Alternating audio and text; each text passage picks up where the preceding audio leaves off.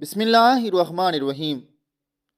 حضرت کعب بن عیاض رضی اللہ تعالیٰ عنہ فرماتے ہیں کہ میں نے نبی کریم صلی اللہ علیہ وآلہ وسلم کو یہ فرماتے ہوئے سنا ہے کہ ہر امت کا ایک خاص فتنہ ہوتا ہے جو دیگر فتنوں کے لیے اصل و اصول کی حیثیت رکھتا ہے، اور میری امت کا فتنہ مال کی فراوانی ہے۔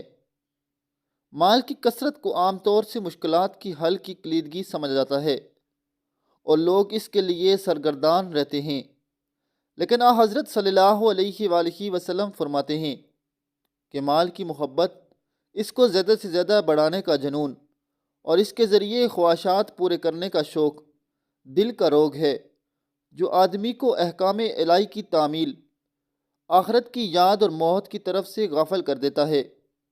اسی کی خاطر لڑائی جھگڑے کھڑے ہوتے ہیں، قتل و غارت، فتنہ و فساد برپا ہوتا ہے۔ اسی سے حسد، کینہ، عداوت، بخل، تعمم جیسے امراض قلب پیدا ہوتے ہیں۔ یہی مال انسان کو کبر و خونت، غرور، بندارہ اور خود بینی، خود نمائی پر آمادہ کرتا ہے۔ اسی کی خاطر آدمی اپنے دین و ایمان اور عقیدے و ضمیر کو داؤ پر لگاتا ہے۔